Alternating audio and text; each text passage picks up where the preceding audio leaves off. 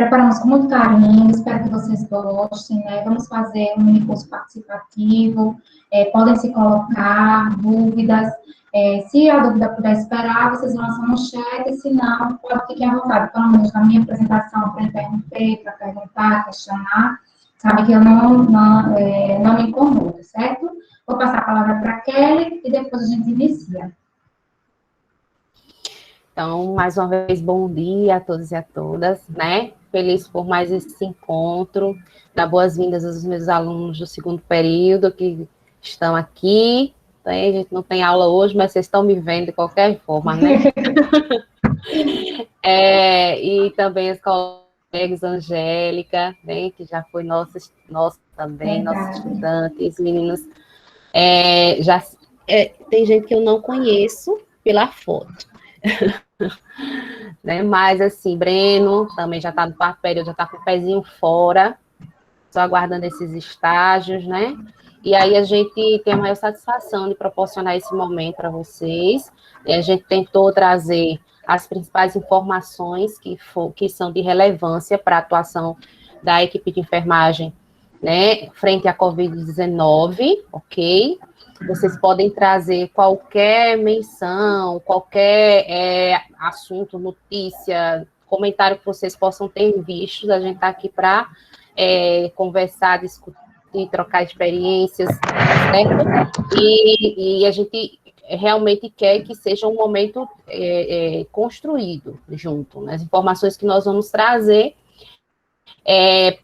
na sua maioria, tem respaldo das nossas entidades, né, maiores, autoridades sanitárias maiores, mas é importante que a gente discuta também qual é a realidade frente, né, aos serviços, né, que vocês possam ter visto, ouvido, presenciado, tá certo? Nós vamos fazer um primeiro momento, né, Thalen? Que aí ele vai se estender, principalmente relacionado à Covid-19, formas de transmissão. A Thalita vai trazer esses conteúdos para vocês. E, posteriormente, a gente vai entrar nas questões de medidas de proteção. Isso, proteção e prevenção. E aí, antes disso, a gente pode dar um intervalo, né? Porque senão fica um momento muito longo, todo mundo ficar sentado, concentrado, não é interessante, então a gente dá um intervalozinho, pode ser uns 10 minutos, Thalita, o que é que você acha? Dá um intervalozinho de uns 10 minutos, e aí a gente vai ao banheiro, né? Se quiser faz um lanchinho, se alonga e volta para a segunda temporada. Tá certo? Então, a gente espera que vocês aproveitem bastante e estamos aqui disponíveis para vocês, tá bom? Um bom curso para todo mundo.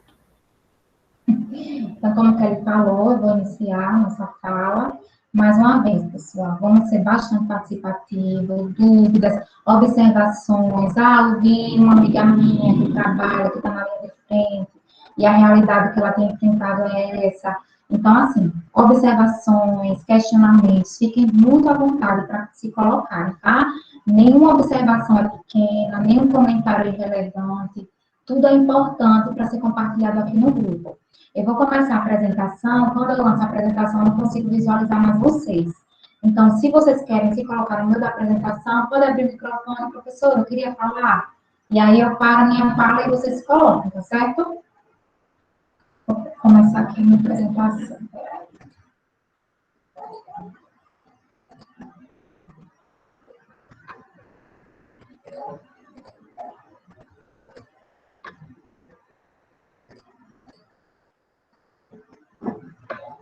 Poxa, por que não está aparecendo? Ah, o Meet agora só a opção de tela inteira, é?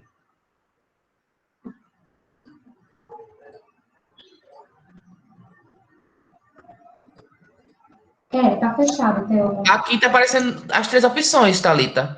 A tela inteira, uma janela, uma guia. A sua apresentação tá aberta? Tá aberta já. Aqui tá aparecendo as 3 opções para mim também.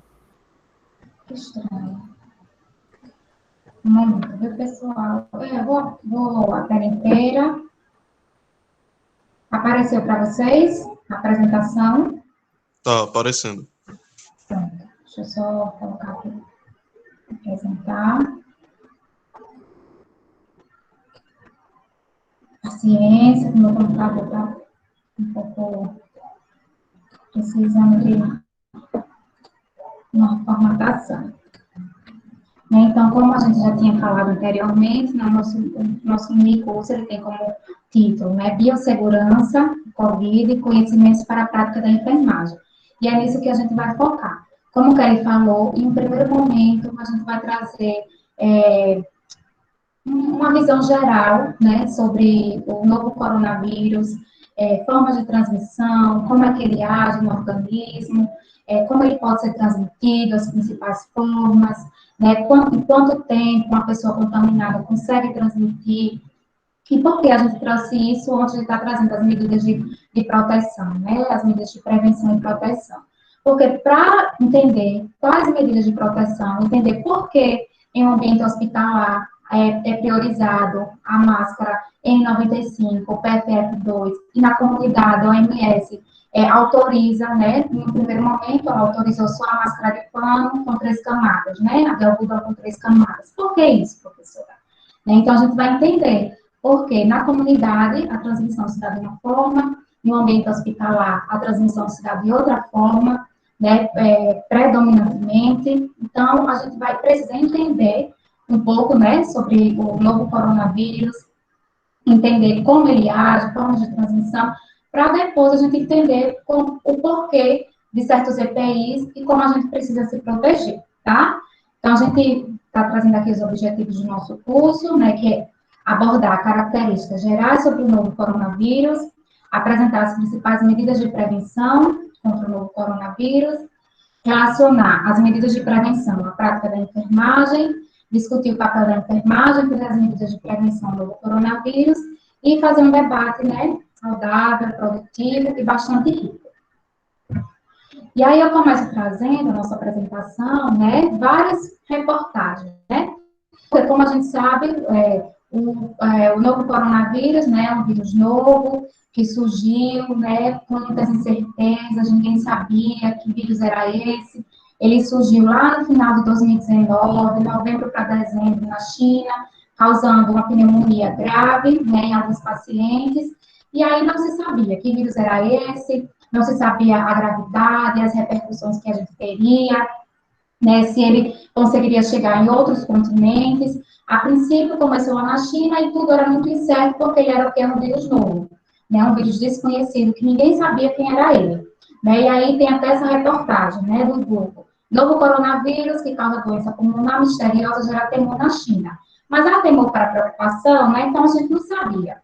Né, então, em janeiro, a China registrou a primeira morte, né, depois as mortes foram aumentando, o novo coronavírus, ele conseguiu chegar, né, em outros continentes, primeiro ele foi para a Europa, né, depois ele foi para outros continentes, até ele chegar nos 5 continentes, e 11 de março, a Organização Mundial de Saúde decretou o quê? Pandemia. Né, pandemia é quando um micro-organismo, ele chega nos 5 continentes, causando, né, a doença atingindo a população. Então, em 11 de março, a Organização Mundial da Saúde, né, decretou que estávamos vivendo e ainda estamos vivendo essa pandemia. Então, como eu estava falando, né, o novo coronavírus, como o nome fala mesmo, né, é um vírus novo, que até então ele era desconhecido, né, os cientistas começaram a estudar seu genoma, suas características, e aí descobriu-se que ele era do grupo dos coronavírus, né. Os coronavírus, eles já existem na natureza, eles já estão entre nós, né, e para a gente, para o ser humano, nós temos 7 tipos de coronavírus que são importantes para nós. A maioria deles causa resfriados comuns, né, que esses resfriados que atingem as crianças, né, principalmente que correm nas creches. Então, a grande maioria deles não é preocupante para nós. Mas 3 desses 7 coronavírus, eles trazem uma preocupação maior. O primeiro deles foi o SARS-CoV-1, né, que é Síndrome Respiratória Aguda Grave. Então, o SARS, ele é uma sigla em inglês, que é Síndrome Respiratória Aguda Grave, coronavírus. né, então, causado pelo coronavírus. Então, primeiramente, surgiu o SARS-CoV-1, lá na China, em 2003, né, que causou um grande número de mortes, mas também foi um surto, né, uma epidemia limitada ali na região da Ásia. Ela chegou em alguns países, mas esse vírus ele não conseguiu se propagar. E é um vírus que tem até uma letalidade muito maior do que o coronavírus, né? A letalidade do coronavírus, ela vai a depender do país, né? A gente sabe que o Brasil ele é uma exceção, mas a depender dos países, ela vai entre 2% até chega a 4%. Do SARS-CoV-1, a letalidade, ela chega a 10%, né? Então, ele é um vírus um pouco mais letal, mas ele não conseguiu se propagar como o novo coronavírus. E o outro, né, o segundo de maior importância, é o MERS-CoV, que é síndrome respiratória do Oriente Médio, né, causado pelo coronavírus, que também surgiu lá em 2012, na parte do Oriente Médio mesmo, ali, e também foi autolimitada, entre Arábia Saudita, Irã, também com a letalidade um pouco maior, mas ele não chegou em outros países como o novo coronavírus. E aí, descobriu-se, né, que esse novo vírus que estava causando essa pneumonia, em algumas pessoas, pneumonia grave, né, ele fazia parte do grupo dos coronavírus e classificou-se ele como SARS-CoV-2, que é síndrome respiratória aguda grave, causada pelo COVID, que é coronavírus, 2, porque já existe o SARS-CoV-1. O que a gente sabe desse vírus, né? Ele é um vírus que possui ele é um vírus envelopado, que possui material genético RNA, e qual a principal característica dele, né? Ele possuir essas proteínas S em sua superfície. E por que essa proteína é tão importante? Porque é essa proteína que dá a capacidade do vírus de infectar as nossas células. Então, quando o vírus ele entra nas nossas mucosas, seja a mucosa do nariz, boca, olho, né? Então, ele entra na nossa mucosa, e aí é essa proteína S que vai dar a capacidade do vírus de penetrar nas nossas células. Proteína S, ou spike, né? Ela se liga aos receptores, né, da enzima conversora da angiotensina, que é a ECA2, e aí ele consegue penetrar nas nossas células, se multiplicar e assim causar a infecção. Né? Então, por que a gente vê que as novas variantes, principalmente a do Amazonas, né, a variante P1, ela é tão mais grave, né? Ela não é mais letal, mas ela tem uma capacidade de infectar muito maior do que a primeira cepa que chegou aqui no Brasil. Por quê? Porque o vírus ele conseguiu mutar, e a mutação dele justamente foi na proteína S. Então, por isso que a gente está vivendo uma segunda onda muito maior, muito mais grave do que a primeira. Por quê? Porque essa segunda cepa que está circulando no Brasil, ela tem uma capacidade de infectar muito maior, porque a mutação, ela ocorreu justamente na proteína S. Então, esse vírus... Vou botar outra cor. Esse vírus, né, ele tem a capacidade de causar doença, e o nome da doença que ele causa é a COVID-19. Então, é doença, em inglês também, doença causada pelo coronavírus 19, porque essa doença, ela surgiu, né, foi descoberta em 2019. E aí, a doença pode ser desde um quadro assintomático, né, quadros leves e quadros graves, levando o paciente a óbito. Eu não vou aqui adentrar, né, no quadro clínico, quais são os sintomas, porque não é nosso foco. Nosso foco é saber como o vírus age, como ele consegue passar de uma pessoa para outra, para a gente poder entender e saber como a gente vai se proteger, né, para que a gente não seja contaminado e também a gente não haja como uma fonte, né, de contaminação cruzada no ambiente hospitalar. Então, como é que esse vírus, né, ele pode ser transmitido? Quais são as formas de transmissão? Né? Ele pode ser transmitido por uma pessoa pré-sintomática.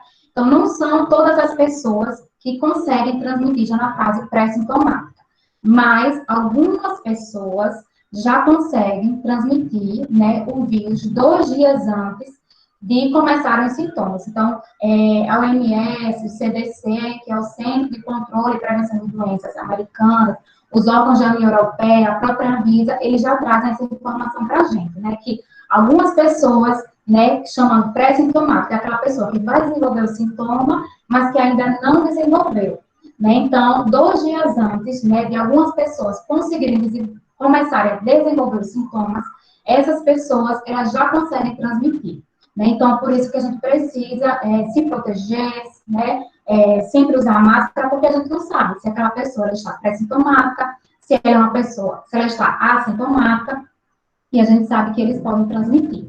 Claro que numa potência menor, né, uma probabilidade menor, porque a carga viral ainda está pequena, né? A principal forma de transmissão são aquelas pessoas mesmo que estão sintomáticas, que desenvolveram os sintomas, né? E a carga viral dessas pessoas, elas começam a aumentar a partir do terceiro dia do sintoma. Então, por isso, né, que o RT-PCR só é recomendado fazer o quê? A partir do terceiro dia de sintoma, porque quando a carga viral nas vias aéreas superiores, ela está aumentada, ela está grande, capaz de ser detectada. Né? Então, a maior parte da transmissão ocorre sim pelas pessoas sintomáticas, mas é importante a gente saber que pessoas pré-sintomáticas já podem transmitir e pessoas assintomáticas também. Mas a principal forma são as pessoas sintomáticas, principalmente a partir do terceiro dia de sintoma, que é quando a carga viral nas vias aéreas superiores está bombando. E aí, se não tomadas as devidas providências, essas pessoas elas são capazes de transmitir, né, o novo coronavírus. E também pode ocorrer, sim, a transmissão assintomática, que são aquelas pessoas que não têm sintoma algum, mas se testada, quando testada, é possível detectar, né, o RNA do novo coronavírus através do RT-PCR, que é o exame padrão ouro, para a gente detectar se essa pessoa está ou não contaminada com o novo coronavírus. Então, mas é importante a gente saber, né, é importante, até porque quando a gente está nos serviços de saúde, e ontem teve uma fala bem significativa da Josilene, né, porque ela não estava trabalhando na área de Covid, né, ela estava trabalhando na área de trauma, né, mas ela sempre dizia, vai no braço, recebe o paciente, cuidou do paciente, abraçou, colocou no colo, e depois a paciente testou positivo, né, mesmo estando assintomático. Então, mesmo enquanto profissional de saúde, se você não estiver, né, no setor de internamento COVID, ou na UTI COVID, se você não estiver no setor de urgência, né, de triagem, estiver apenas na maternidade, mas todo paciente, hoje, né, todo paciente, ele tem que ser cuidado como possível COVID, a gente não sabe, né, até se testar, ele está 14 dias de internamento, testando, negativo, a gente tem como saber que ele está negativo, mas chegou, não tem como saber, ele é um provável positivo, né? Não tem como a gente saber, então a gente tem que se cuidar, se paramentar, como se ele fosse positivo, né? Porque ele pode estar na fase pré-sintomática, ou ele pode ser um paciente assintomático. E quais são as principais...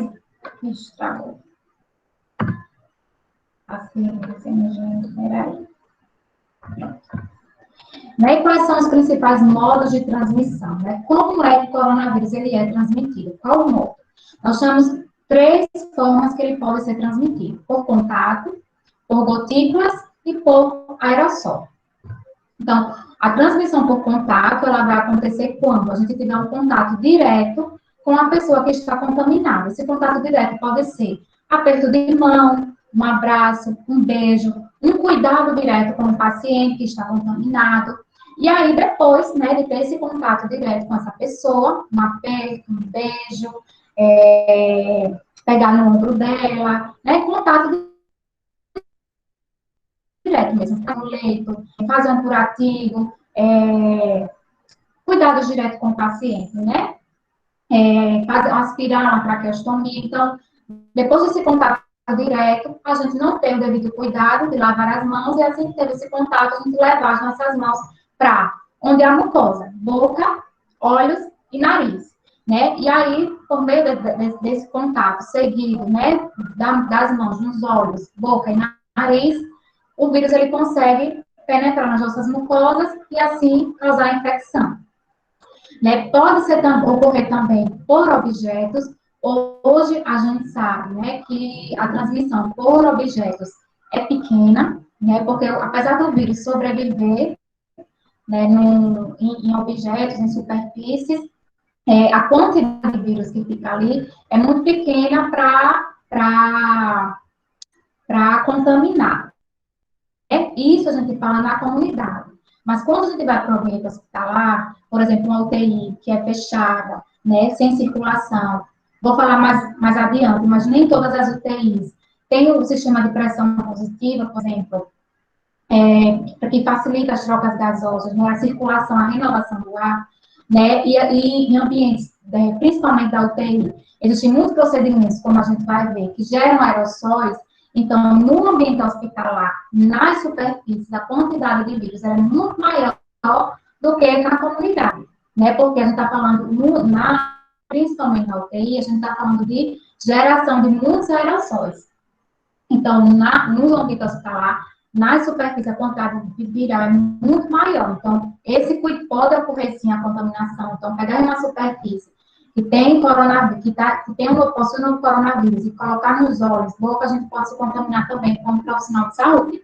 Então, a gente vai ver mais adiante os cuidados que a gente precisa ter com as superfícies. Porque é possível, sim, apesar de pequena chance, é possível, sim, ocorrer essa contaminação. Né, a segunda forma, e a mais comum de todas, né, a transmissão por gotículas. Por quê? Porque quando a pessoa, né, quando a gente fala, quando a gente tosse, quando a gente espirra, o que é que a gente gera? Gotículas, né? Gotículas são partículas que são maiores que 5 micrômetros, né? Para a gente poder diferenciar o que é gotícula e o que é aerossol. Então, as gotículas são aquelas partículas que, quando a gente fala, canta, tosse, espirra, a gente gera essas partículas que são maiores que 5 micrômetros. E dentro dessas partículas, de uma pessoa contaminada, vai conter o quê? O novo coronavírus. Né? Então, essa transmissão ela ocorre por meio da exposição, né, a gotículas respiratórias. Então, a gente falou perto. Então, essa pessoa está contaminada. A pessoa tossiu, espirrou perto da gente. Se a gente não estiver, né, devidamente protegido com a máscara, e a máscara adequada, bem vedada, isso aí que ele vai conversar com vocês. Então, se a gente não estiver devidamente protegido, a gente vai aspirar essas gotículas e ela entrando em contato com as nossas mucosas, a gente vai ser contaminado. Tá? E aí, as gotículas, a gente vai ver que existe uma diferença das gotículas para os aerossóis. As gotículas, elas são mais pesadas. Então, eu estou falando aqui, estou produzindo gotículas, mas essas gotículas, elas podem atingir, no máximo, né, 12 metros de altura. Então, 12 metros de distância, desculpa. Mas assim, no máximo, geralmente elas conseguem atingir apenas 1 metro de distância, e quando elas são pesadas, elas vão cair. Por isso, né, que se frisa tanto, como a gente vai ver daqui a pouco, o distanciamento social de no mínimo 1 metro. Por quê? Porque essas gotículas, elas não conseguem chegar mais de 1 metro. Gotícula. Quando você vai falar de aerossol, é totalmente diferente. Mas as gotículas, elas são pesadas, e depois de 1 metro elas caem no chão e aí elas perdem esse poder de causar infecção. Né? E por último, a gente tem as transmissões por aerossóis, né?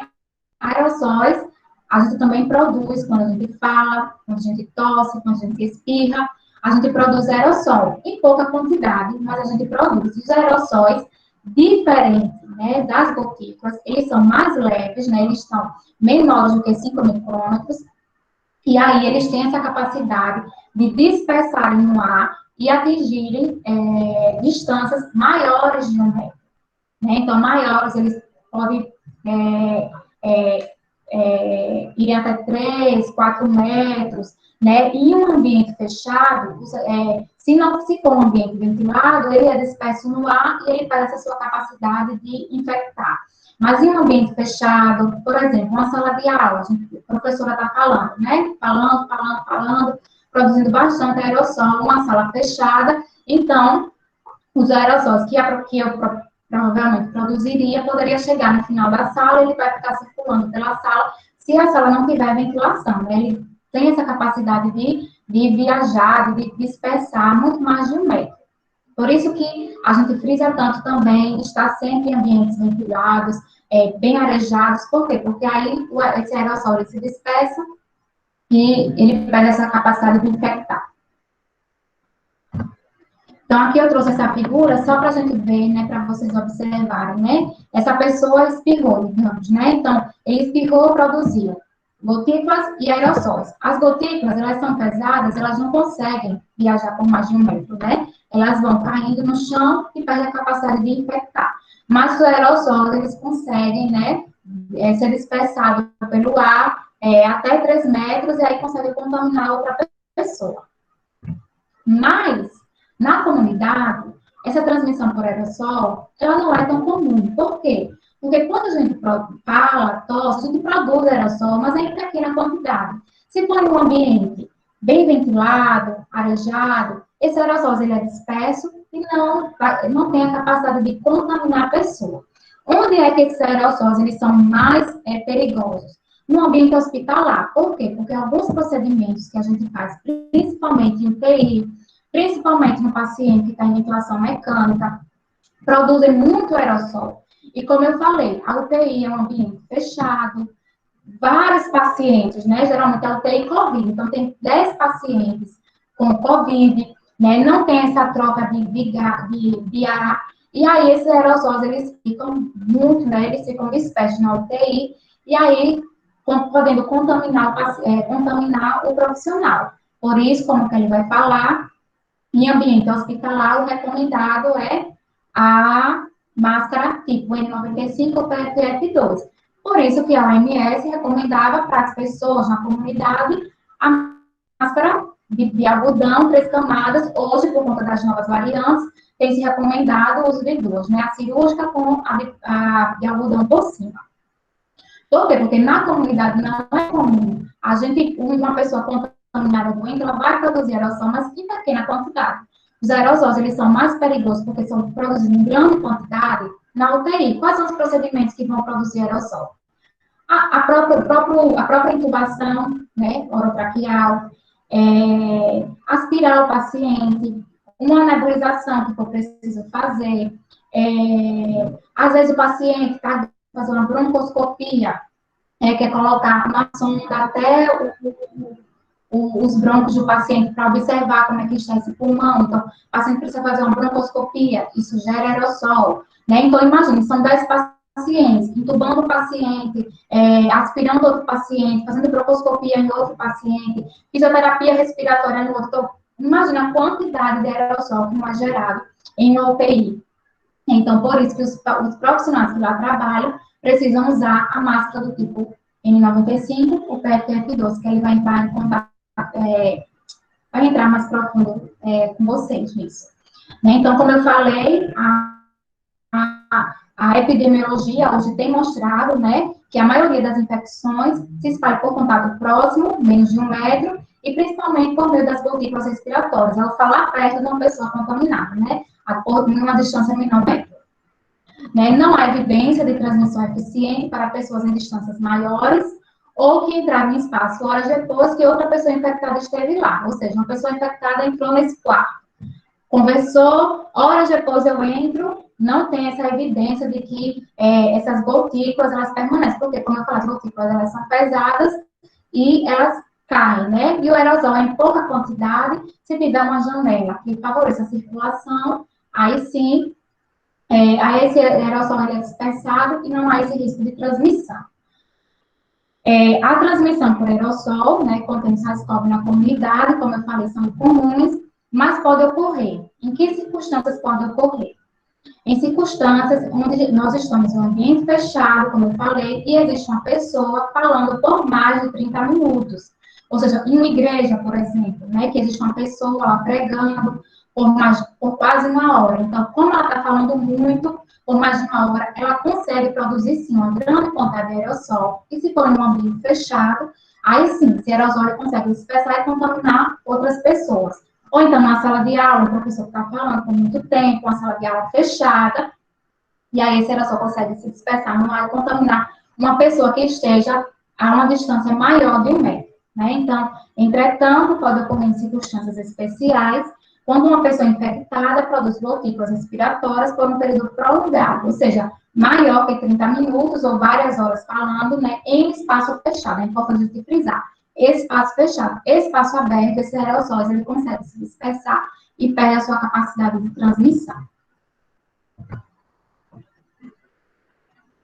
Pronto, então, eu paro aqui, quero dar continuidade, né, falando um pouco da biossegurança, e depois eu retorno para a gente voltar a conversar.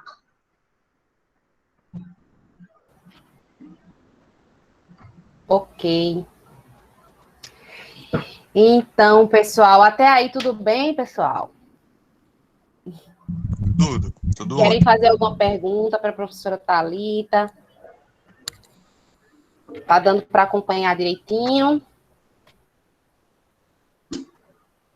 Eu consegui compreender bem, professora. Ok. Tá linda a apresentação, Thali. Perfeito. Obrigada, amor. Tá linda. Tô adorando. Então, pessoal, vamos lá, né? Vamos dar continuidade. Então, depois de toda essa bagagem que Thalita trouxe de informações, né, relacionadas ao coronavírus, né, seus tipos, suas variantes, suas formas de transmissão, né? Aí, por que então que a gente tem que falar em biossegurança? Por tudo isso, né? A gente não tem só o coronavírus como nosso inimigo, digamos assim, da saúde. Nós temos vários outros micro-organismos. Agora, o alvo é a Covid-19, mas a biossegurança, como o nome já diz, né? Está relacionada à segurança contra os riscos biológicos, ela sempre existiu, tá? Então, a Anvisa, ela tem uma definição específica para esse termo. E aí, essa definição diz o seguinte, que a biossegurança, ela é o conjunto de medidas e procedimentos técnicos necessários para a manipulação de agentes e materiais biológicos, capaz de prevenir, reduzir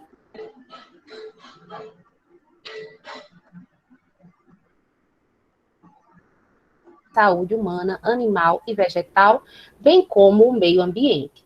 Então, todas as vezes que nós falarmos em riscos biológicos, em agentes biológicos, né, em micro-organismos que possam ser transmitidos pelo ar, por contato, né, nós vamos ter que falar em medidas de segurança, né, e em biossegurança. E aí as formas de segurança, elas são as mais diversas possíveis. A gente vai começar a discutir quais são essas formas de segurança. É importante a gente destacar que existem várias medidas de biossegurança, tá? E que essas medidas, elas são tomadas a partir de uma classificação. Essa classificação, ela vai até o nível 4. Quando a gente fala do coronavírus, né, hoje a gente tem o coronavírus como um micro-organismo que tem um alto risco individual, ou seja, ele pode trazer a nível individual, né, um potencial, né, de patogenia grande, né, e tem um moderado risco para a comunidade. Porque, de modo geral, a gente já visualizou que 80% das pessoas podem ter as formas leves, existem as pessoas assintomáticas, que, embora transmitem em menor potencial, né? E também existem as formas mais graves, mais críticas, que essas pessoas, esses indivíduos infectados, transmitem de uma forma mais agressiva a doença, o vírus. Então, esse perfil de capacidade de transmissão, em especial por via respiratória, capacidade de causar doenças em humanos ou animais potencialmente letais, né, para quais existem usualmente medidas profiláticas e terapêuticas. Ele fala em usualmente, né? Nós estamos agora identificando algumas formas de medicamentos que, a nível hospitalar, né, estão sendo testados para o tratamento da Covid-19, né? A nível de tratamento precoce, não existem evidências científicas que nos tragam nenhum respaldo, né, para o uso de qualquer medicamento para tratamento precoce, a não ser tratamento sintomático, né? Você tem uma dor, você tem uma febre, né? Então, aí você toma um sintomático para amenizar o desconforto da doença, né? Apenas isso. E o que nós temos, na verdade, são o quê? São as vacinas, né, que têm sido amplamente discutidas, e mais tarde tem o minicurso com as meninas, Roberta e Patrícia, e elas vão trazer isso com mais detalhes para vocês, mas é o que nós temos para hoje, para agora, para tentar diminuir, né, a devastação que a Covid-19 tem trazido para toda a sociedade. Além disso, o coronavírus, ele representa risco de disseminação na comunidade e no meio ambiente, podendo se propagar de pessoa a pessoa. E aí tem outros exemplos, além da Covid-19, como é o caso do Bacillus anthracis e do vírus da imunodeficiência adquirida, né? Então, são vírus em potencial, que são de alta transmissibilidade. O HIV e o antracis não tem potencial de transmissão respiratória, mas um alto potencial de transmissão, né? No caso do Bacillus anthracis, por contato. O vírus da imunodeficiência adquirida, a gente já sabe como é que ele se transmite, né? Contato com fluidos, pérfuro-cortantes, através de aleitamento materno, né? Através do uso de drogas injetáveis, o uso de qualquer material que possa entrar em contato com a nossa mucosa íntegra ou com a nossa pele não íntegra, né? É potencial de transmitir o HIV. E aí vem o coronavírus com o potencial de transmissão respiratória. Então, esse conjunto de situações fez com que a Anvisa o classificasse como classe de risco 3, ok? O 1 são os micro-organismos mais leves, o 4 tem um potencial mais agressivo, é o caso do Ebola, por exemplo, ok? Pode passar. E aí, quais são as implicações para a enfermagem? A gente tem a enfermagem como uma categoria que ela está em maior quantidade entre os recursos humanos da saúde, tá? Então, se a gente está somos o maior número em recursos humanos, estamos nos diferentes espaços dos serviços de saúde, seja na baixa, na média ou na alta complexidade, serviços de atenção primária, secundária e terciária. Então, a gente falou muito isso ontem quando discutimos o Sistema Único de Saúde, né? Permanece 24 horas à beira do leito, junto aos clientes, e mantém-se em processo de institucionalização constante. Nós estamos sempre nos hospitais, nas unidades de saúde, nas instituições de longa permanência para idosos, né, nos home cares, até nas residências de pessoas contaminadas. Então, a gente visualiza, inclusive, sempre tem nos grupos, né, que a gente participa pessoas, gente, eu preciso de uma pessoa, como é que eu faço, né, estou com doente em casa, preciso de alguém para cuidar, e etc. Então, sempre tem um profissional de enfermagem atuando de alguma forma frente à Covid-19. E a categoria, ela se expõe mais às doenças respiratórias nos serviços de saúde, se expõe mais aos riscos biológicos, certo? E essa exposição é que traz, né, uma maior noção, uma maior, digamos assim, uma maior implicação, maior necessidade de se instrumentalizar, de aprender, né, de aplicar conhecimentos voltados para a biossegurança. Então, nós somos a principal classe que precisa estar atenta a essas situações e somos, eu não tenho medo de falar isso, somos também a categoria que mais está tem essas questões, tá certo? E a gente precisa continuar, porque desde Florence, né, também foi falado isso, que a gente já viu o quanto é importante medidas de biossegurança, né, e principalmente relacionadas à assistência de enfermagem, ok? Pode passar. E aí, esse risco biológico associado, né, aos serviços de saúde, ele implicou na institucionalização da norma regulamentadora 32, né? Eu acho que é de conhecimento de vocês, já estudantes, essa norma regulamentadora 32, e é ela que determina, né, quais são as medidas de segurança, proteção, como é que deve atuar essa relação junto ao profissional, ao empregador e empregado lá no serviço de saúde. É uma norma instituída pelo Ministério do Trabalho e Emprego, né, e ela já traz, né, todos os requisitos mínimos exigidos para a atuação dos profissionais nos serviços de saúde, certo? Pode passar, Thalita. Nós temos também os mapas de risco.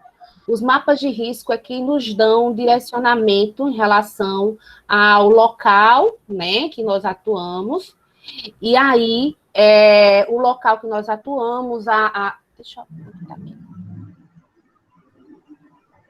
É porque a Thalita está apresentando. Você quer que eu faça o quê? Não, pode deixar.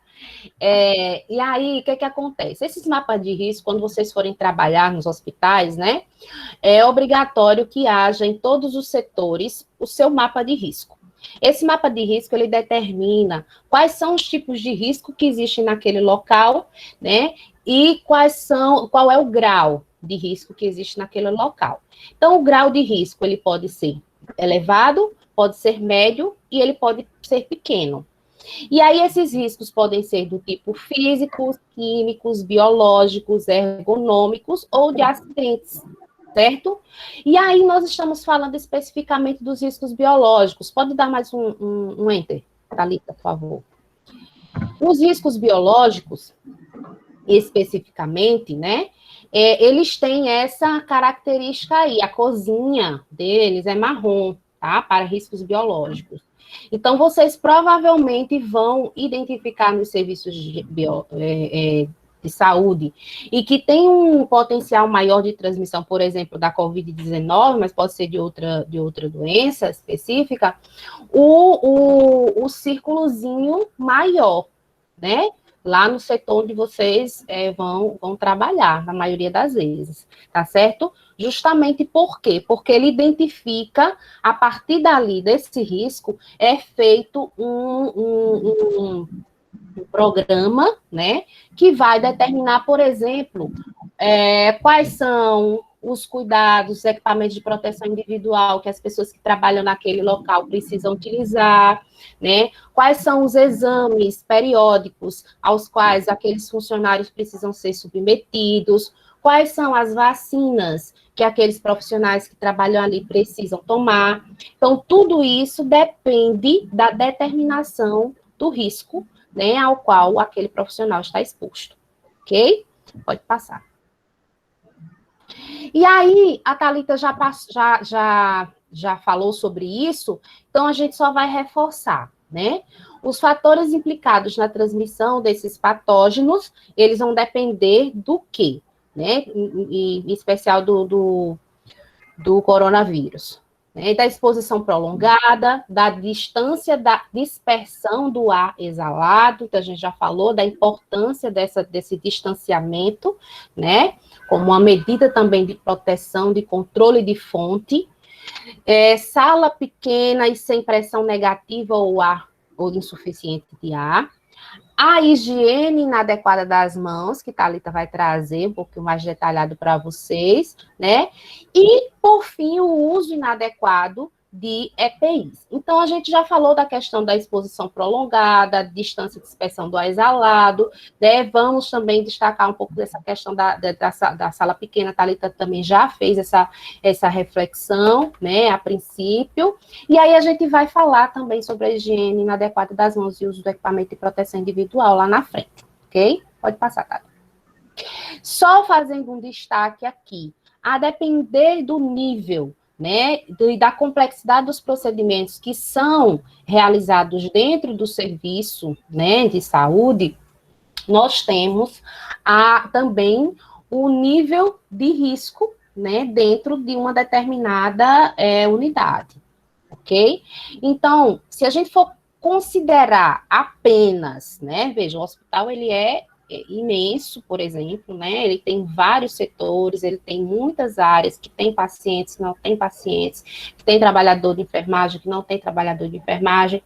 Mas se a gente fosse considerar essas áreas, esses setores, por nível de complexidade, talvez esses aí fossem os mais, fosse o grau que a gente tivesse em relação ao risco de contrair, né, por conta da quantidade de micro-organismos circulantes e a gente adquirir uma Covid-19. Então, no posto de enfermagem primeiro, depois na triagem, depois nas enfermarias, é que é onde a gente começa a ter os procedimentos mais complexos, posteriormente nas salas de emergência, onde ocorre muito as intubações, né, por exemplo, e por fim nas UTIs, onde pode acontecer os mais diversos, mais variados tipos de procedimento, né? Inclusive procedimentos que, porventura, na enfermaria você transferiria paciente para fazer, né? Mas no UTI, por conta da limitação do número de aparelhos, a necessidade de monitoramento do paciente, não é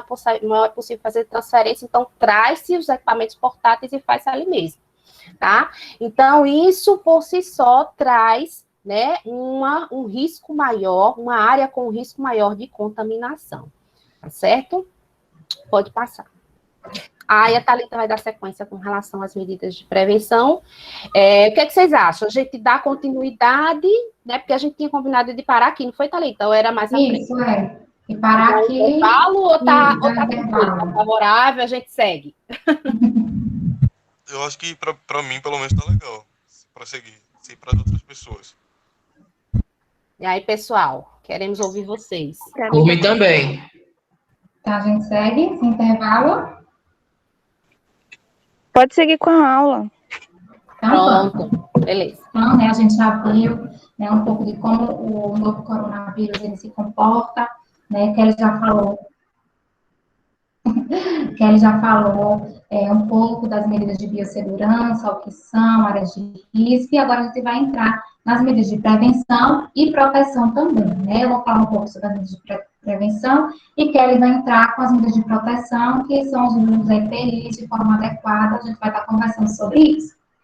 Então, a primeira medida, né, de prevenção e de proteção, tanto que todos os órgãos de saúde trazem, né, tanto a Anvisa como o CDC, como o órgão competente da União Europeia, Reino Unido, todos eles vão trazer que a higienização das mãos, junto com o uso de máscaras, eles se caracterizam como as principais medidas, né, as medidas mais efetivas na redução da disseminação do novo coronavírus, porque a gente viu que a contaminação se dá por contato com a pessoa contaminada e, posteriormente, né, contato com o paciente, cuidei desse paciente, dei um banho no leito dele, e depois eu vou, se eu não lavar as minhas mãos, higienizar as minhas mãos, o que é que vai acontecer? Eu vou me contaminar. Eu vou coçar meu olho, eu vou colocar a mão na boca, eu posso coçar o meu nariz, né? E a gente sabe que isso, coçar o olho, coçar o nariz, quem tem mania de roer unha, são hábitos o quê?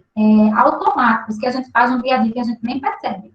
Então, por isso, a importância da gente estar sempre higienizando as mãos. No ambiente hospitalar, esse cuidado precisa ser redobrado, né, porque é uma das medidas mais efetivas para a gente poder quebrar a cadeia de transmissão do novo coronavírus. Então, todas as mãos devem ser higienizadas, né, com frequência, sempre que possível, né, e principalmente, né, no ambiente hospitalar, antes e após o contato com o paciente, né, antes de realizar procedimentos assistenciais e manipular dispositivos invasivos, antes e após a remoção das luvas, após o risco de exposição a fluidos corporais, ao mudar de um sítio corporal contaminado. Então, eu por exemplo, troquei uma bolsa de colostomia do paciente, né? Então, estou ali num sítio altamente contaminado. E aí, depois eu preciso o quê? Aspirar esse paciente. O certo seria aspirar, trocar a bolsa de colostomia, mas digamos que o paciente estava bem, né? E aí eu estava trocando essa bolsa de colostomia. E aí o paciente começa a saturar, o paciente está com uma traqueostomia, ele começou a saturar, então eu vejo a necessidade o quê? De aspirá-lo, e aí eu preciso lavar minhas mãos, por quê? Porque eu estava em um sítio contaminado, e eu vou para um sítio menos contaminado, né? Mais limpo. Após ter contato com objetos inanimados e superfícies imediatamente próximas ao paciente. A gente vai ver que as superfícies próximas ao paciente são as superfícies mais contaminadas. Então, a higienização, né, a gente só está revisando, porque isso eu sei que todo mundo já viu, todo mundo já sabe. Então, é só revisão, lembrar, né, que a higienização ela tem que ser feita com sabão e água corrente, sempre tem que dar preferência para o sabão e água corrente, A duração do procedimento, né? Que é que a Anvisa ou a OMS nos traz. O ideal é que seja entre 40 e 60 segundos, né? Esse procedimento de higienização das mãos. Na ausência de água e sabão, pode-se utilizar o álcool em gel a 70%, desde que você já tenha feito a higienização anteriormente e não haja sujidade visível na mão. Se há sujidade visível na mão, o álcool em gel ele perde essa sua capacidade, né, de antisséptico. E aí a gente não vai estar fazendo nada. Mas lembrando, preferencialmente, o álcool em gel ele nunca vai substituir a água corrente com sabão. A preferência sempre tem que ser dada à água corrente e sabão. Numa emergência, numa impossibilidade, né, de fazer higienização com sabão e água corrente, o álcool em gel ele pode ser utilizado, mas desde que não haja sujidades visíveis na mão. Porque se passar o álcool, a mão está suja, passar o álcool em gel, a gente não está fazendo nada, porque ele perde a sua capacidade de antisséptico. Então, só relembrando, né, o passo a passo, sei que todo mundo aqui sabe, mas vamos relembrar o passo a passo, né? Então, a gente molha as mãos, aplica o sabão, e aí a gente faz toda a técnica. Por que é importante fazer toda a técnica no passo a passo? Porque a gente se assegura, tem a segurança de que todas as áreas, né, da mão foram limpas, né? Foram expostas ao sabão e assim foram limpas. Então, palmas, interdigitais, né? Depois a gente vai fechar as mãos, pregar os dedos, polegar, finalizando com a unha. Depois a gente vai enxaguar essa imagem aqui. É o da OMS, mas a gente sabe que já é errado, que a gente não deve enxaguar as mãos, né? Esfregando uma mão na outra. Depois a gente vai secar essas mãos, de preferência, né, nos ambientes hospitalares, que a torneira ela seja por sensor, por pé, né? Nunca abre e fecha, porque favorece a recontaminação dessa mão que já foi limpa, higienizada, né? Mas se for desse jeito, né, a de torneira comum, pegar um papel para fechar, porque se você não usar o papel e pegar naquela torneira, você está recontaminando a sua mão que você acabou de higienizar. Então, na ausência, na impossibilidade de higienizar as mãos com água e sabão, água com sabão, o álcool em gel ele pode ser utilizado, e o uso do álcool em gel, ele não exime ou ele não desobriga de seguir o passo a passo. É o mesmo passo a passo, palma, interdigitais, né, dorso dos dedos, polegar, por fim, as unhas e esperar secar totalmente, tá? Então, é importante a gente esperar o álcool em gel secar totalmente. Né? Então, é importante, mesmo no uso do álcool em gel, seguir o passo a passo, para que a gente tenha certeza que toda a região das nossas mãos foram expostas ao álcool em gel, ao antisséptico, e assim a gente vai diminuir, né, a nossa flora transitória. Falar um pouco também do distanciamento social, né? A gente sabe que a principal forma de transmissão hoje do novo coronavírus é por contato direto, né, por menos de 1 metro, e aí a OMS, CDC, né, o que é que eles vêm recomendando? O distanciamento social, né? Então, porque as grandes aglomerações, né, elas representam risco de disseminação do SARS-CoV-2. Então, o que é a aglomeração? Né? Aglomerada é várias pessoas, né, em um local, e onde essas pessoas não estão respeitando o distanciamento mínimo recomendado de 1 metro, né, entre elas. Então, quanto mais pessoas estão interagindo, quanto mais tempo essa interação durar, maior o risco potencial de infecção e disseminação do vírus. Então, é importante, mesmo a gente no ambiente hospitalar, no nosso ambiente de trabalho, a gente tentar ter o distanciamento social também dos nossos colegas, né? Então, respeitar essa distância de 1 metro, né? Entre colegas, então, evitar o abraço, o aperto de mão, porque a gente precisa, no ambiente hospitalar também, no ambiente de trabalho, estar respeitando esse distanciamento social. Então, o que é recomendado? Limitar o contato próximo entre pessoas infectadas e outras pessoas, né? No mínimo 2 metros. A gente sabe que o mínimo é 1 metro, mas a gente recomenda, né? A OMS, ela recomenda, por segurança, que seja 2 metros de distância.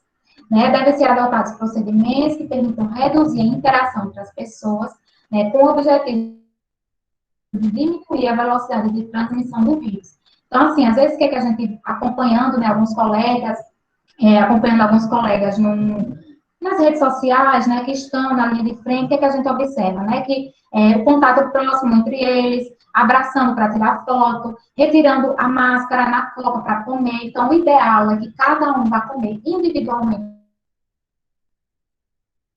Retira a sua máscara, come individualmente, de preferência que a copa ela seja bem ventilada, né, e que a gente vê geralmente, né, os colegas se reunindo para comer juntos, e isso é errado por quê? Porque está favorecendo a aglomeração e está desfavorecendo o distanciamento social, esse respeito, né, de distância de 2 metros, e o uso então, recomenda-se a manutenção de uma distância física mínima de 1 metro, mas o recomendado são 2 metros por segurança, né, de outras pessoas, tanto no ar livre quanto em ambientes fechados.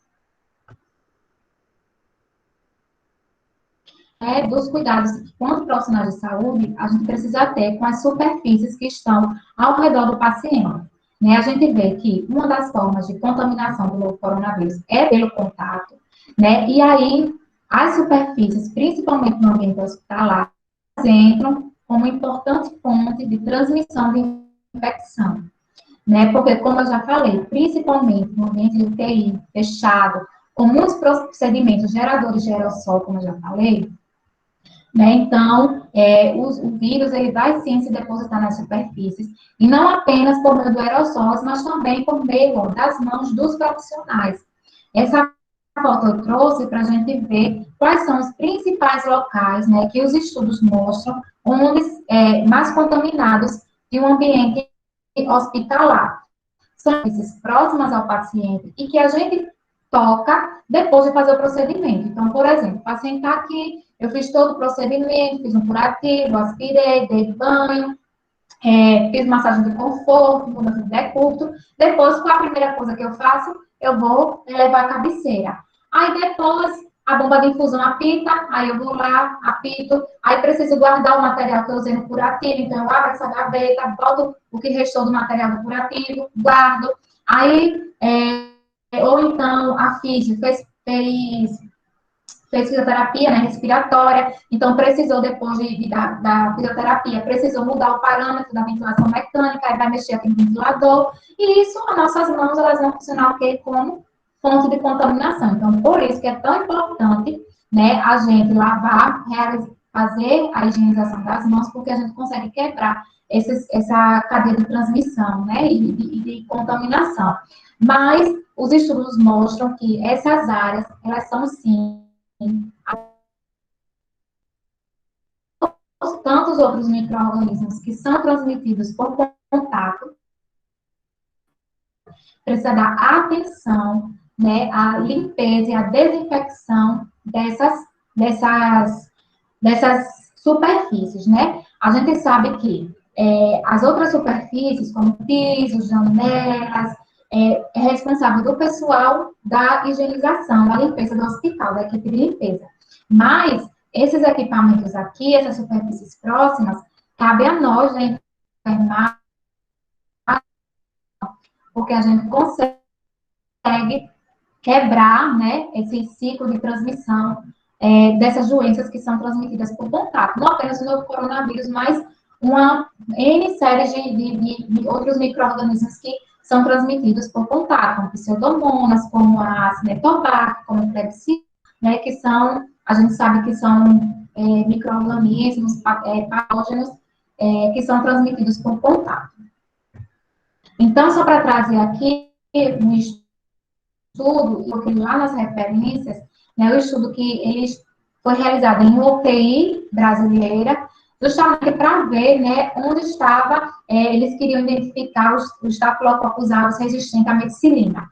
Então, eles foram coletando, né, todas as superfícies e eles identificaram esse micro-organismo em todas essas regiões. Grade da cama, o botão do fluxômetro do oxigênio, né, a prancheta onde fica o prontuário do paciente, a bancada do posto de enfermagem, a bomba de infusão, os botões do monitor cardíaco. Então, só para mostrar que essas são as principais áreas, né? E se tem esses micro-organismos, vão ter outros micro-organismos como o coronavírus, né? Como o novo coronavírus. Então, nessas medidas de biossegurança, a gente precisa ter esse cuidado de estar sempre realizando a limpeza e desinfecção, né? Limpeza seguida de desinfecção dessas superfícies, porque a contaminação para a gente, porque eu vou pegar nessa grade e depois eu vou pegar nos meus olhos, ou também a contaminação cruzada, né? Eu peguei na grade contaminada da cama do paciente e vou cuidar de outro paciente, se eu não as mãos, eu vou estar levando esse micro-organismo para outro paciente, realizando o que a gente chama de... Então, a gente precisa dar uma atenção, sim, especial, né, a essas superfícies e também, e não está falando aqui, mas os equipamentos que a gente usa para verificar sinais vitais, né? Então, esfigmomanômetro, termômetro, oxímetro, e dosímetro, né? Todos esses equipamentos de saúde que a gente usa para estar monitorando o paciente também precisa de uma atenção especial. Então, quais são os fatores que favorecem a contaminação, né, desse ambiente? Então, as mãos, como eu falei, né, o principal fator são as mãos de profissionais de saúde em contato com essas superfícies. Então, a gente tem contato com o paciente, após esse contato, a gente não realiza a higienização das mãos, e aí tocamos nessas superfícies e acabamos o quê? Favorecendo a contaminação dessas superfícies. Né? Então, a ausência da utilização de técnicas apropriadas pelos profissionais, né? Manutenção de superfícies úmidas, molhadas e empoeiradas. Então, quanto mais úmida uma superfície, mais fácil de se propagar esse micro-organismo. A gente sabe que algumas bactérias, alguns micro-organismos, eles gostam do ambiente úmido, então, deixar aquele ambiente úmido consegue favorecer cada vez ainda mais a proliferação desses micro-organismos na superfície. Né? Condições precárias de revestimento, então a gente sabe que o ideal é que todos os armários, equipamentos, né? O ideal é que seja de ácido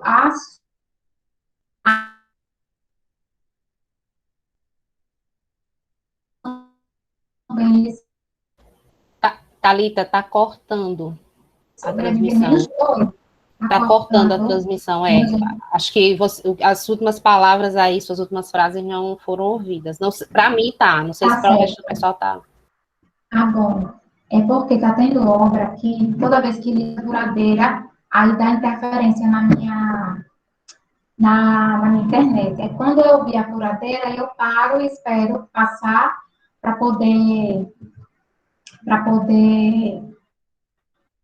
continuar falando, né? Então, quais são os fatores que favorecem a contaminação? Né? Mãos dos profissionais de saúde em contato com as superfícies, a ausência da utilização de técnicas apropriadas e a manutenção de superfícies úmidas. Então, quanto mais úmido uma superfície, mais vai favorecer ainda mais a proliferação dos micro-organismos. Né? Então, a manutenção de fluidos, né, secreções do paciente na superfície, isso vai favorecer ainda a proliferação dos micro-organismos. Entre eles, né, condições precárias de revestimento, a gente sabe que o ideal, que armários, bancadas, né, do posto de enfermagem, eles sejam de aço inoxidável. Por quê? Porque favorece melhor a limpeza, ele não é poroso, então, a madeira, como a gente vai ver, ela é mais porosa, então ela absorve mais o micro-organismo. O aço inoxidável, ele não absorve, então é melhor tanto a limpeza, como também ele não favorece o crescimento, né, a manutenção daquele micro-organismo nas superfícies. Mas o que a gente vê nos ambientes, né? Bancadas, armários, tudo é de madeira, de fórmica, né? Então, essa madeira, essa fórmica que às vezes descasca, e dentro, né, o compensado, ele é muito poroso, e aí vai favorecer, sim, a manutenção desses micro-organismos na superfície. Né? Então, manutenção de matéria orgânica sem rápida remoção, porque caem fluidos corporais desse paciente, sangue, né, secreções, o ideal é que seja limpo imediatamente, porque quanto mais tempo permanece ali, né, vai favorecer também o crescimento dos micro-organismos. Então, o serviço de limpeza, né, e desinfecção de superfícies de saúde, ele vai compreender o quê? A limpeza, a desinfecção e a conservação das superfícies diferentizadas. Então, as medidas de limpeza e desinfecção são fundamentais para contribuir na prevenção da transmissão da COVID. Transmissão tanto do paciente para o profissional, como de um paciente para o outro por meio do que? Das mãos, né, dos profissionais de saúde. Quanto à limpeza, né, dessas superfícies, a Anvisa ela lançou uma técnica orientando os serviços sobre quais desinfetantes utilizar, mas ela não traz nenhuma recomendação diferenciada. Por quê? Porque os desinfetantes que já são utilizados nos serviços de saúde, eles são capazes, sim, de inativar o novo coronavírus. Então, não há nenhuma recomendação diferenciada de limpeza. A mesma limpeza que vai ser feita para outros micro-organismos vai ser a mesma feita para o novo coronavírus. O que é que essa nota só recomenda? Que aumente, intensifique a quantidade. Então, se, por exemplo, existe que a limpeza concorrente, né? Aquela limpeza que é feita durante o dia, né? Então, geralmente, a depender da área, né, do ambiente hospitalar, então, o hospital, ele estabelece o protocolo de 3 limpezas concorrentes durante o dia. Então, o que é que a Anvisa pede? Que intensifique. Se fazia 3, aumente para 5, né? E observar sujidades, né, nas superfícies, tem que ser feita a limpeza. Mas não há nenhuma recomendação diferenciada quanto aos antissépticos, quanto à forma de limpeza, porque a forma que já é realizada para outros micro-organismos é capaz de matar, sim, o novo coronavírus, inativar o novo coronavírus.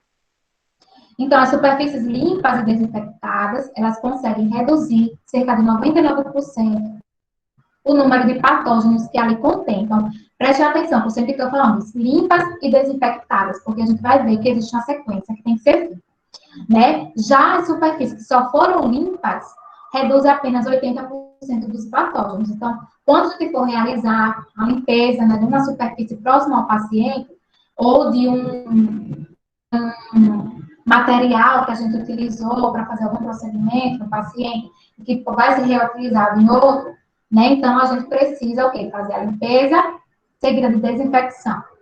Né? Então, a limpeza deve ser realizada em qualquer momento, quando ocorrer sujidades, como eu falei, ou contaminação do ambiente e equipamentos com matéria orgânica.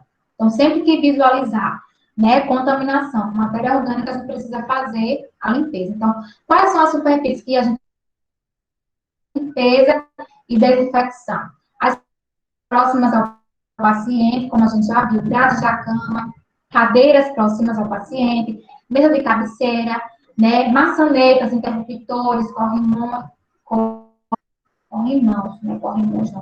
escrevi errado.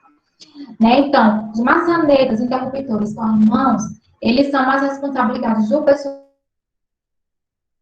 da limpeza. Então, cabe a gente da enfermagem estar orientando a eles e solicitando o aumento da frequência dessa limpeza, né? Uma atenção especial para essas regiões.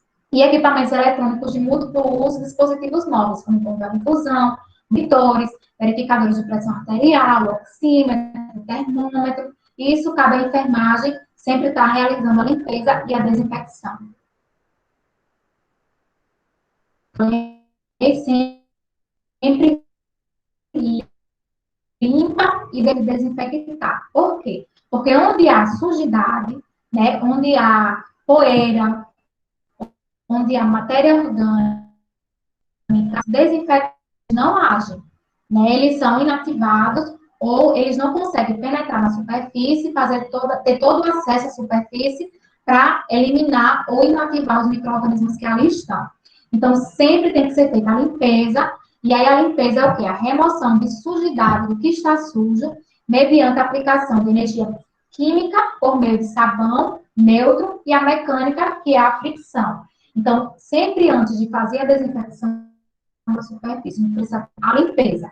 com um pano com sabão neutro, um pano úmido com sabão neutro, a gente vai fazer a fricção para remover essa sujidade, para depois a gente poder fazer a desinfecção, que é a eliminação de micro-organismos na sua forma vegetativa. Então, os desinfetantes têm essa capacidade de eliminar todos os micro-organismos na forma vegetativa. Eles não têm a capacidade de eliminar nas formas esporuladas. Né? Alguns micro-organismos, vocês viram em microbiologia, que eles têm essa capacidade de formar esporos, principalmente Clostridium tetani, que causa o tétano, e o Clostridium botulinum são micro-organismos que têm essa capacidade de gerar esporos, né? Se transformar em esporos. Então, preconiza-se sempre a limpeza das superfícies com detergente neutro, seguido da desinfecção. E aí, quais são os desinfetantes que a Anvisa recomenda que a gente utilize? O hipoclorito de sódio e o quaternário de amônio. A gente vai ver esses desinfetantes e como eles devem ser utilizados. Então, o álcool, ele tem uma ação bactericida, fungicida, virucida, mas ele, como eu falei, não é esporicida.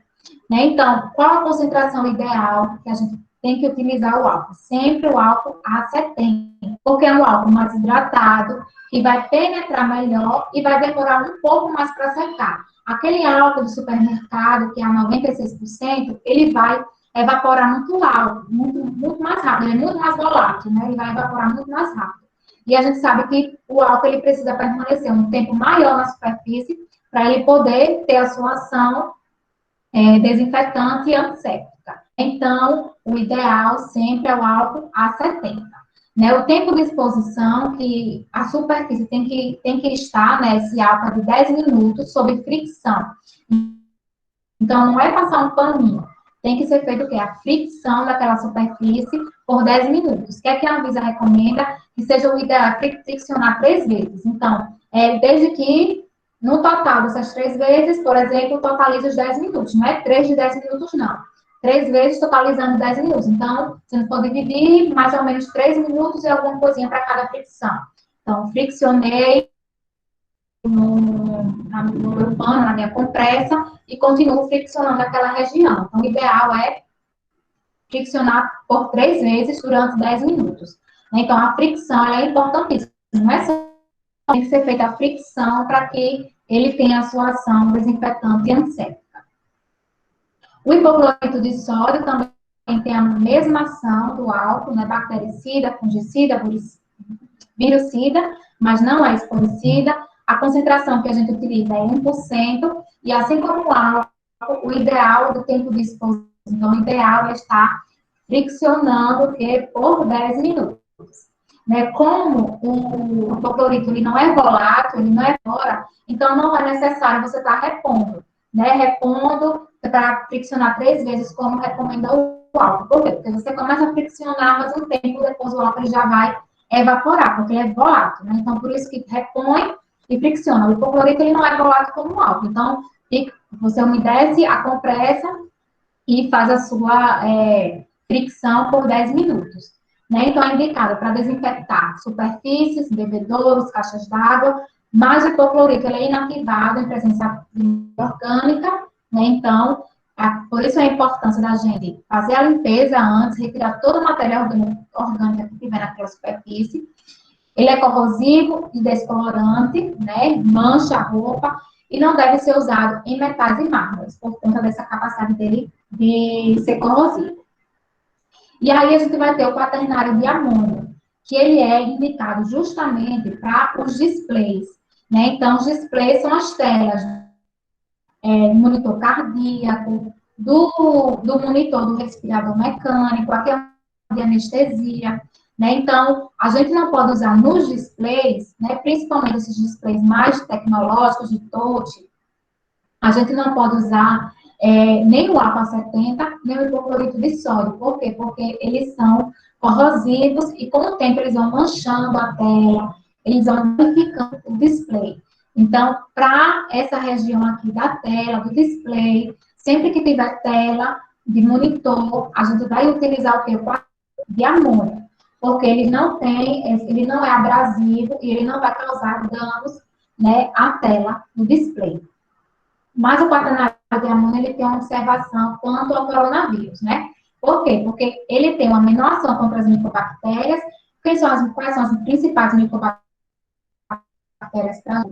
Ixi, fugiu o nome, mas são as bactérias bacilo de Koch, né, e o bacilo de Hans. São as bactérias que vão causar e hanseníase, elas são micobactérias. E ele também tem ação, mas ele tem uma ação menor contra os vírus envelopados. E o coronavírus, ele é o novo coronavírus, ele é um vírus envelopado. Mas os vírus envelopados, ele tem essa camada lipossolúvel. Então, essa camada lipossolúvel é nível ao sabão, né, ao detergente neutro. Então, o ideal é passar o detergente neutro antes, aí a gente consegue, né, retirar, dissolver esse envelope, né, de lipídios do novo coronavírus, então a gente consegue dissolver, e aí coloca o quaternário de amônia, ele vai ter essa ação, você vai saber que aquela superfície está livre do novo coronavírus. Né? Quais são os cuidados que a gente precisa ter com o quaternário de amônia quando estiver manipulando? Ele é altamente irritativo para a pele e vias respiratórias. Né? E também, então, ele causa sensibilidade térmica, mas ele não corrói, mas ele irrita a pele. Né? Tem a vantagem de não corroer metais, por isso que a gente utiliza nos displays, e ele é inativado na presença de matéria orgânica também, então, por isso que sempre tem que ser feito a limpeza com sabão. Né? E aí, é importante. Por quê? Porque ele também é inativado na presença do sabão e tem seus ativos aniônicos, que são os shampoos, né? Então, é importante que, fez a limpeza, eu primeiro fiz a limpeza com detergente neutro. Eu preciso passar um pano úmido só com água para retirar esse sabão, né? Então, retirar esse sabão para depois colocar, passar um pano, uma compressa com quaternário de amônia. Então, veja como é importante a gente da enfermagem saber essas informações, porque mesmo que não seja a gente que vai realizar essa limpeza, a gente precisa passar essas orientações para o pessoal responsável, para que eles façam a limpeza corretamente, a desinfecção correta. Precisa ter acesso, ler todas as normativas, saber, para a gente poder passar também informações, fiscalizar a comunicação dessa limpeza, para a gente saber que todos trabalhando, cuidando dos nossos pacientes, as superfícies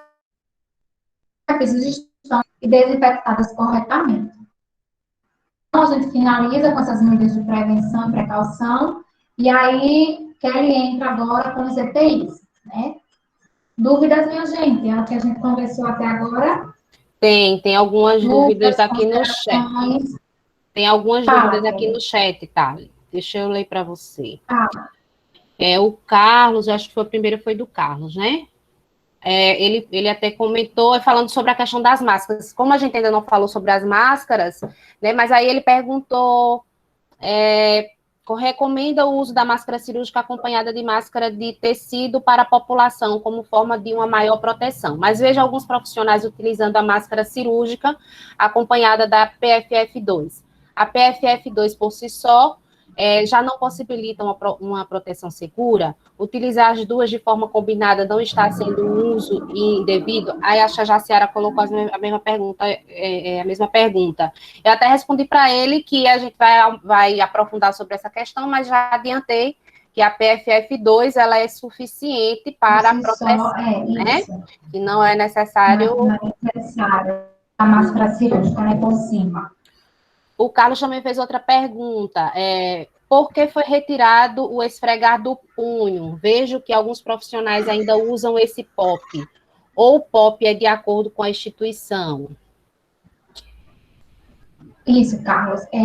Antes a gente tinha esfregado o punho, né? E eu acho que a partir de 2018, se eu não me engano, não lembro bem o ano, mas a OMS, ela retirou, né, e ela retira essa recomendação do punho. Por quê? Porque a gente fazia toda a lavagem, finalizava com o punho, né, e aí alguns profissionais, e depois a gente vai fazer o quê? O enxágue. E quando a gente fosse fazer a secagem, né, quando a gente ia limpar o punho, o que acontecia? Né? A gente, junto com a toalha, a gente acabava tocando em uma região que não tinha sido higienizada. E aí acabava o quê? Contaminando. Porque como é que recomenda-se a secagem, né? A secagem com a compressa, a gente vai secando, vira, volta para secar. E acabava o quê? Podia correr a conta secando, a compressa ou a toalha papel acabava tocando numa região que não foi higienizada. Né? Então, por isso que a OMS retirou, porque existia esse risco de contaminar o que já havia sido higienizado. Então, quando a gente, depois que faz a higienização, a gente só quer a secagem das mãos e não estende para o punho, não tendo esse risco de pegar do braço que não foi higienizado. Não sei se supre a sua dúvida. Essa explicação é a mais lógica que a gente tem, né? É a mais hoje utilizada. Mas, de fato, a gente visualiza até no início da pandemia, né? A gente, meu Deus, e agora voltou o punho? Né? A gente ficava nessa angústia, mas a gente vindo aí depois os protocolos seguintes, todos trazendo sem a questão do punho, né?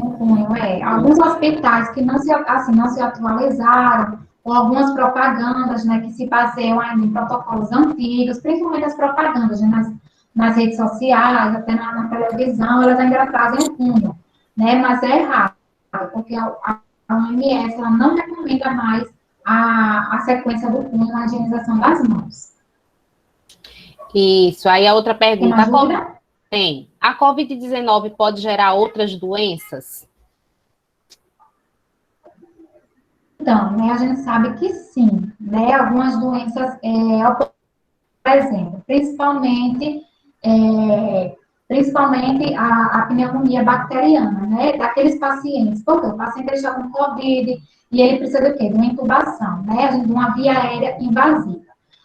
Toda que está com via aérea invasiva, né, está entubado, em ventilação mecânica, por si só, ele já tem uma chance de adquirir o que a gente chama de pneumonia associada à ventilação mecânica.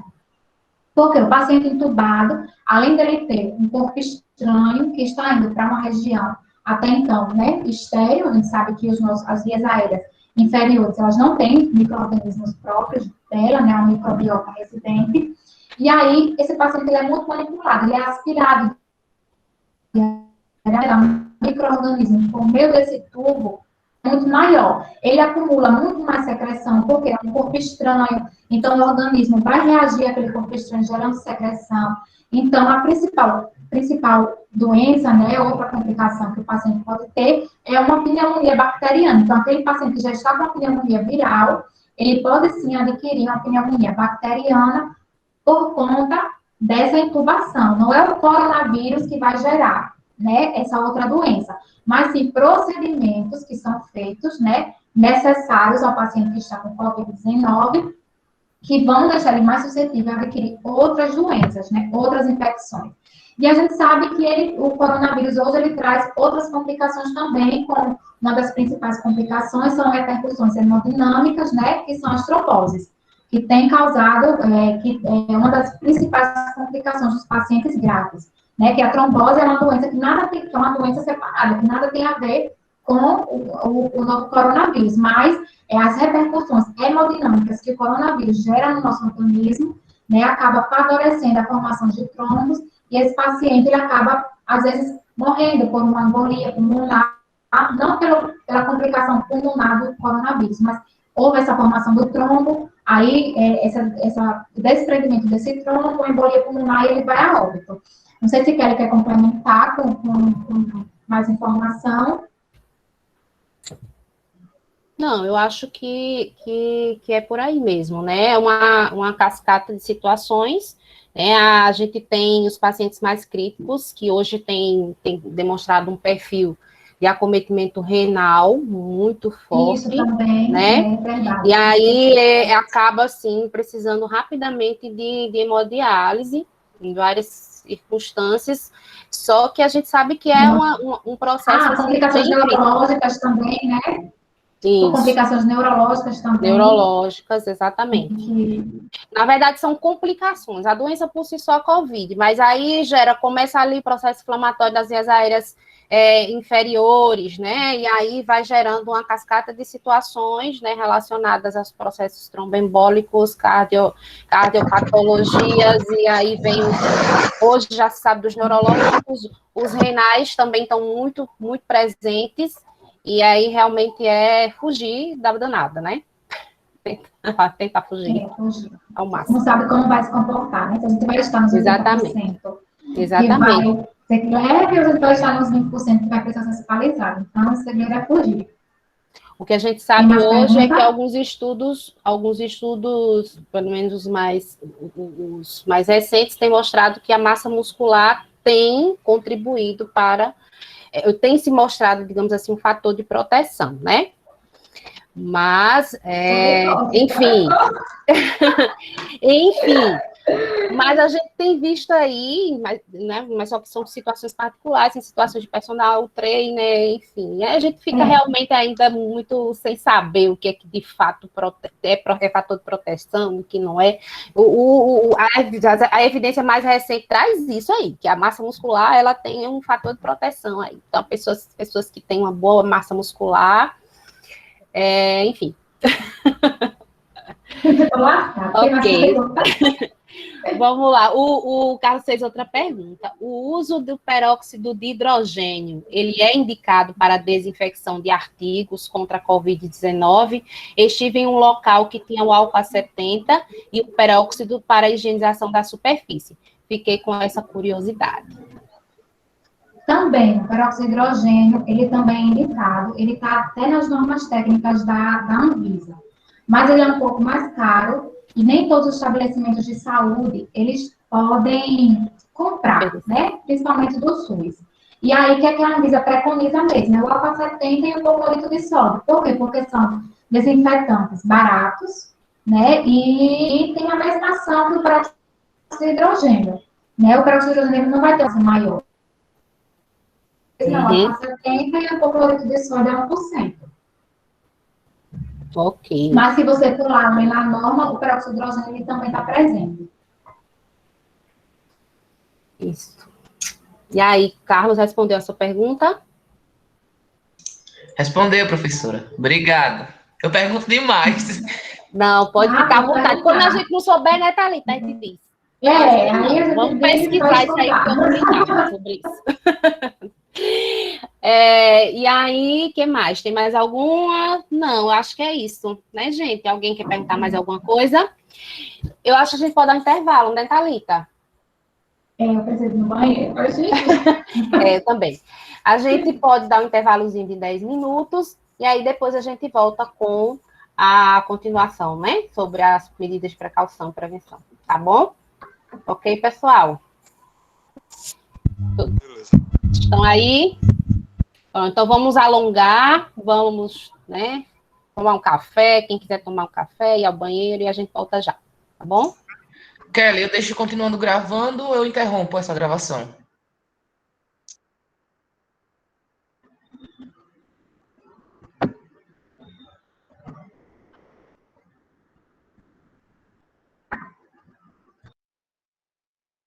Decidi, Carlos.